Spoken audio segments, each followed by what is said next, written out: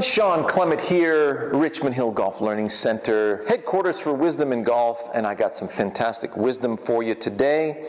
And it comes to you via researchers at the Johns Hopkins University.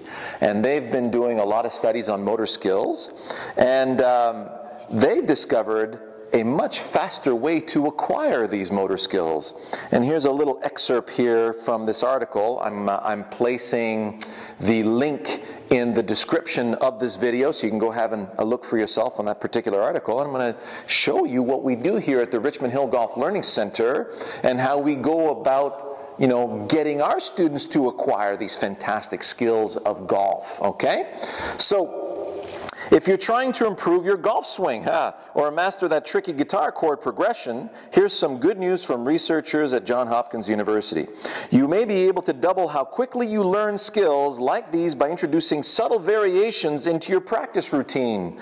So, the received wisdom on learning motor skills goes something like this. So far, you need to build up muscle memory, right? We talk about neuromuscular memory, we talk about now where we've advanced that into myelination or myelinization, these conduits that we have from the brain to the muscles as we perform these skills, and as we repeat them, get reinforced. So, in order to perform mechanical tasks like playing musical instruments or sports quickly and efficiently, and the way you do that is via rote repetition. Return hundreds of tennis serves, play that F major scale over and over until your fingers bleed. The wisdom on this isn't necessarily wrong, but the Hopkins research suggests it's incomplete. Yay! So, now, I'll let you get through the rest of that article, and I'm going to show you how we go about this. So when we talk about, incomplete or, doing variations of certain skills, it's not like, you're going to hit some golf shots and then you're going to go over there and maybe kick some soccer balls and things like that. However, if you look at a lot of the instruments that we use, so let's look at the release in the golf swing. So I have a lacrosse racket, and I want to send a lacrosse ball towards you. So you notice as I release that, so if you were going fishing and you were casting these long pole, these long fishing poles, you notice as I continue, that lead hand is pulling down and the trail hand is pushing up. And then that turns into lead hand pulling up and the trail hand pushing down. So we get this beautiful release. It's the same thing in hockey. You look at a hockey player, I'm grabbing the puck from over here, collecting the puck from there, releasing the puck over there. So if I'm releasing the puck low left-hand corner, it's going to look like this. So notice how the lead hand pulls down and under, and the trail hand releases over. Well, this is the same thing in the golf swing. So when I'm hitting a nice low draw around a tree or something like that, the lead hand is pulling down and under as the trail hand is releasing over. So you have that same motion, except it's instead of split hand, it's hands together. So it's a variation of that release. If we look at other tools, the grass whip. I want to feel a nice whip through the cut of grass with the grass whip. There. So I felt with a thicker grip and a thinner shaft and a different instrument, and then I'll take my golf club and I'll perform the same exact task. Yeah, that felt like a nice whipping cut through the grass. So now we can introduce, when we're cutting through dandelion stems, we're introducing different weighted objects. So how about a wiffle ball?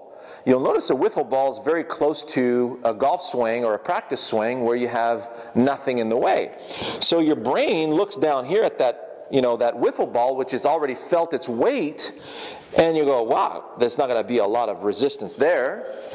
So you go ahead and release through there, and that pretty much feels like the same kind of release that you would have where there's no golf ball there.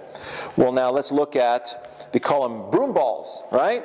So it's a nice, rubber style of plastic softball, and it's not too heavy. So we use this, we close the face, and we're using the whole surface of the club to perform that task. And all of a sudden, I'm going to feel a little more resistance on that. See, wow, I felt a lot more, collision inside that. So I felt like I had to use more tone in my arms to propel that object. And the golf ball is somewhere in between. So if I deliver all three to the same target, okay, now I felt the difference between wiffle ball, broom ball, and golf ball. And then you got the tennis ball. It's another variation in between that. So other objects that you can use to sense the movement of your legs. So we go to Home Depot, grab that 3 or 4 pound hammer, and we're going to use the weight of that hammer to perform the task.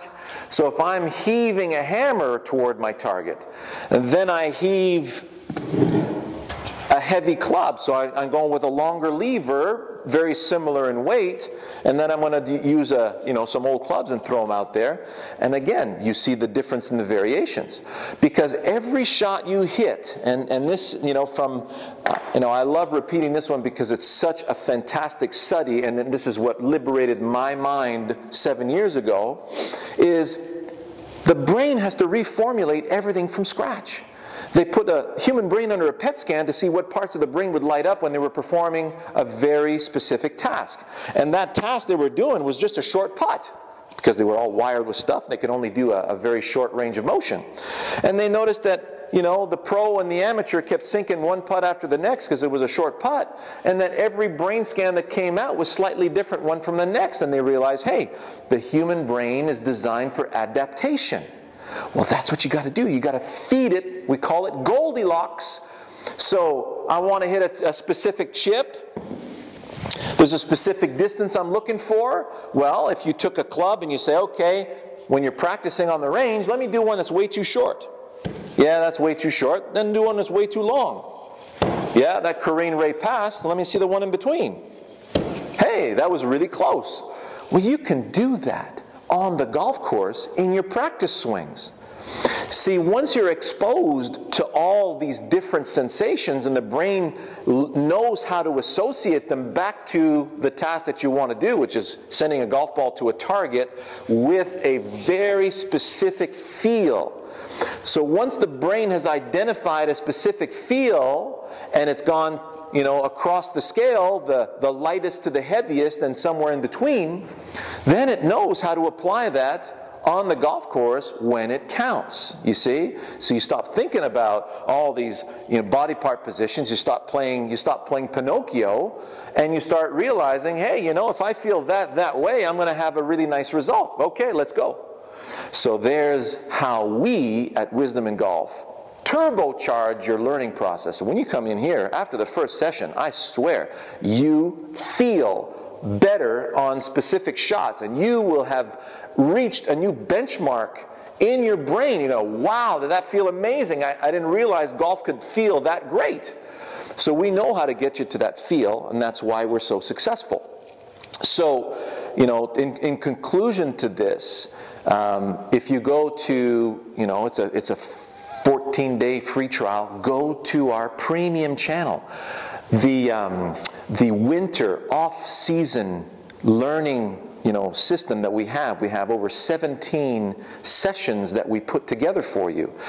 They go through all this different kind of learning, so your brain can get, oh yeah, that's closed, that's open, that's slightly closed, that's slightly open, that's the one I need to hit that shot. So we go through that, this whole learning process, and then your brain is now weaponized. It understands the difference between these things, and it's able to really pinpoint what it needs to hit that specific shot. And over the course of the summer, we're going to go and do shots out of divots. You can check that out I have a video on that as well. Hitting high shots and low shots with the driver, all that stuff. Okay, so I'm looking forward to deepening this and to validate. You can see how that Johns Hopkins research is really validating what we're doing, and we'll take that to the next level. Looking forward to it. See you in the next one.